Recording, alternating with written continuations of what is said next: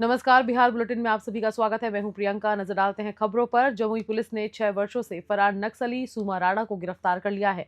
2019 में हुए दोहरे हत्याकांड का आरोपी था, जिसे गुप्त सूचना के आधार पर हसीकौल गांव से पकड़ा गया है। जमुई पुलिस से बड़ी खबर सामने आई है। पुलिस ने 6 साल से फरार नक्सली सूमा राणा को गिरफ्तार कर लिया। ये वही नक्सली है जिसने 2019 में गुलाब अंसारी और उस्मान अंसारी की हत्या कर दी थी। मामला चिहरा थाना क्षेत्र के गरुड़ाबाद के इलाके का है। झाझा एसडीपीओ राजेश कुमार ने प्रेस वार्ता कर जानकारी दी कि पुलिस को गुप्त सूचना मिली थी कि सूमा राणा अपने घर के पास देखा गया है। इसके बाद पुलिस कप्तान मदन आनंद के निर्देश पर त्वरित छापेमारी कर उसे हलीसौल गांव से गिरफ्तार किया गया। जमुई से धीरज कुमार सिंह की रिपोर्ट। देखिए, जमुई जिला में जितने भी जो हमारे केसेस में जो फरार अभियुक्त हैं, उनके विरुद्ध जो है लगातार हमारे द्वारा छापामारी की जा रही है। एक दिन पहले भी मैंने हम लोग ने जो फरार अभियुक्त थे उनके विरुद्ध जो छापामारी की थी, उसमें काफ़ी अभियुक्त जो है उनकी गिरफ्तारी हुई थी। इसी क्रम में जो चकाई थाना को एक बड़ी उपलब्धि मिली है।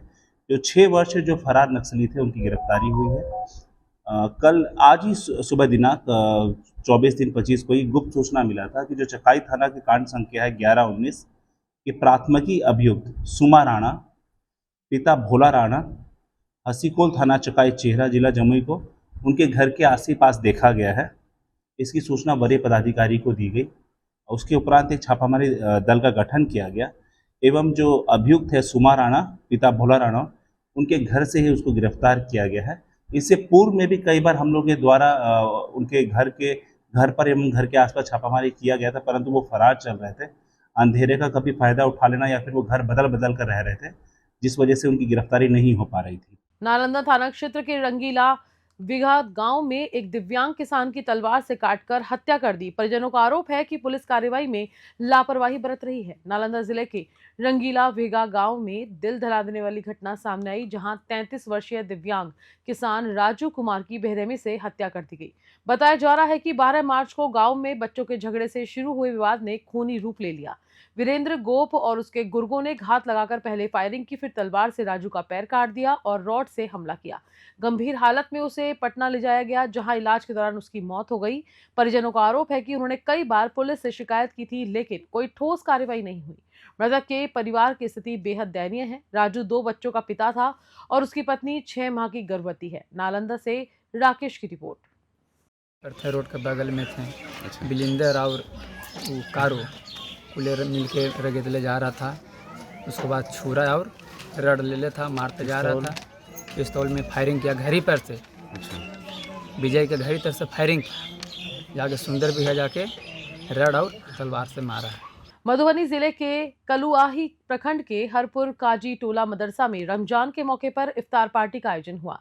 इसमें सभी समुदाय के लोगों और जनप्रतिनिधियों ने हिस्सा लिया। मधुबनी जिले के हरपुर काजी टोला मदरसा में रविवार को रमजान उल मुबारक के अवसर पर युवाओं द्वारा इफ्तार पार्टी का आयोजन किया गया। इस आयोजन में सभी समुदाय के लोग और जनप्रतिनिधि शामिल हुए। इफ्तार से पहले डॉक्टर शफी अहमद, अबू तालिब सहित अन्य लोगों ने रोजेदारों के साथ मिलकर देश में अमन, चैन और भाईचारे के लिए दुआ मांगी। मगरिब की अजान के बाद सभी ने एक साथ रोजा इफ्तार किया। इस मौके पर कांग्रेस प्रखंड अध्यक्ष शकील अहमद, राजद प्रखंड अध्यक्ष गुलजार अहमद, आरिफ हुसैन और अन्य गणमान्य लोगों ने कहा कि रमजान रहमत और बरकत से भरा महीना है। जो व्यक्ति रोजेदार को इफ्तार कराता है, उसे भी उतना ही सवाब मिलता है। मधुबनी से शादाब अख्तर की रिपोर्ट। नाम राम इकबाल पासवान है और मैं काजी टोला में इफ्तार पार्टी में आया हूँ। और यह जगह जो है वो हम 30 वर्ष का संबंध हम लोगों का है और यहाँ का इतने भावुक लोग हैं। और हम लोग का जो देख रहे हैं अभी सारे मजहब के लोग हैं यहाँ, हिंदू मुस्लिम सारे लोग हैं। तो यह संबंध हम लोगों का बहुत पुराना है और हर साल यहाँ हम लोग आते हैं। और इस रमज़ान पाक महीना में हम लोगों का ये इफ्तार पार्टी में आते हैं और इतना अच्छा लगता है जो हम मुँह से बयान नहीं कर सकते हैं। देखिए, ये हम लोग काजी टोल में बैठे हैं और यहाँ काजी टोल में जो है बहुत बड़ा इफ्तार पार्टी का आयोजन होता आया है।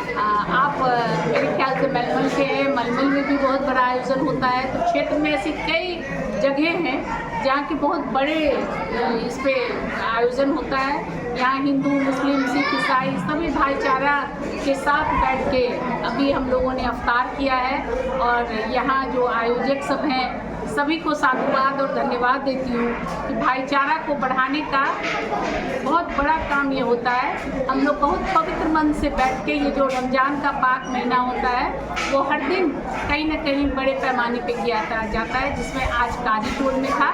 तो बहुत अच्छा लगा, बहुत पवित्र महीना में हम लोगों ने मिलजुल कर अफ्तार किया। सिवान जिले के मैरवा थाना क्षेत्र में एक युवक की अपहरण के 2 घंटे बाद गोली मारकर हत्या कर दी गई। शव मिलने के बाद आक्रोशित परिजनों ने पुलिस की पिटाई कर दी। सिवान जिले के मैरवा थाना क्षेत्र में अपराधियों ने एक बड़ी वारदात को अंजाम दिया है। विशाल नामक युवक का अपहरण करके 2 घंटे बाद गोली मारकर उसकी हत्या कर दी गई। इसके बाद अपराधियों ने उसका शव रविवार देर रात एक सरकारी स्कूल में फेंक दिया। जब परिजनों को घटना की जानकारी मिली तो वे शव लेकर सदर अस्पताल पहुंचे। वहां पुलिस के देरी से पहुंचने पर लोग आक्रोशित हो गए और पुलिस कर्मियों के साथ मारपीट की। परिजनों का आरोप है कि अपहरण की सूचना शाम 7 बजे पुलिस को दे दी गई थी, लेकिन पुलिस 4 घंटे बाद मौके पर पहुंची। सिवान से गगन पांडे की रिपोर्ट। सिवान जिले के जीरादेई थाना क्षेत्र में शराब से लदी कार और ट्रक में जोरदार टक्कर हो गई। हादसे में चालक की मौके पर ही मौत हो गई, जबकि ग्रामीणों ने कार से मिली शराब लूट ली। सिवान जिले के जीरादेई थाना क्षेत्र में एक दर्दनाक सड़क हादसा हुआ। श्यामपुर पुल के पास शराब से लदी एक कार की ट्रक से टक्कर हो गई, जिससे कार पुल के नीचे गिर गई। हादसे में कार चालक संजीत यादव की मौके पर मौत हो गई। मृतक सिवान के सरसर गांव निवासी था। परिजनों के अनुसार संजीत को किसी ने कॉल करके कार चलाने के लिए बुलाया था। वह यूपी की ओर जा रहा था और लौटते वक्त ये हादसा हो गया। टक्कर इतनी जोरदार थी कि कार पुल के नीचे जा गिरी। सिवान से गगन पांडे की रिपोर्ट। ये सड़क दुर्घटना की मामला है। जीरादेई थाना क्षेत्र के शामपुर पुल के समीप की घटना है और रात ही लावारिस हालत में एक्सीडेंट हुआ था और एम्बुलेंस से लाया गया। हम लोग रात से प्रयास कर रहे थे कि किनका है किनका नहीं है, बाकी नहीं पता चल रहा था। और जैसे ही सुबह हम लोग को मालूम हुआ तो और इनके संबंध है यहाँ रामदेव नगर में और घर है सरसर। और जैसे ही मालूम हुआ हम लोग आए सदर अस्पताल में, भेजे है टाउन थाना को कागज भेजने के लिए, पोस्टमार्टम कराने के लिए। और जीरादेई थाना को भी मैंने सूचना दे दिया कि जो व्यक्ति का एक्सीडेंट हुआ था आपके क्षेत्र में, जिनका नाम है संदीप यादव, पिता मोहन यादव, घर सरसर है, उनको मैंने सूचना दे दी है। और जैसे ही थाना आ जाएंगे तो ये लोग अपना बात रखेंगे। बाकी जो व्यक्ति के घर घटना घटा है उनका क्या नाम है कि कोई व्यक्ति गाड़ी चलाने के लिए बुलाया था, आइए वो मेरा गाड़ी लेके जाना है, ये नहीं जानकारी था कि किस काम के लिए ले जा रहे, किस काम के लिए नहीं ले जा रहे। और ये लड़का लेके गया है गाड़ी चलाने में, उधर से आने के क्रम में एक्सीडेंट हो गया है। बिहार बुलेटिन में फिलहाल इतना ही। मैं लेती हूँ इजाजत। नमस्कार।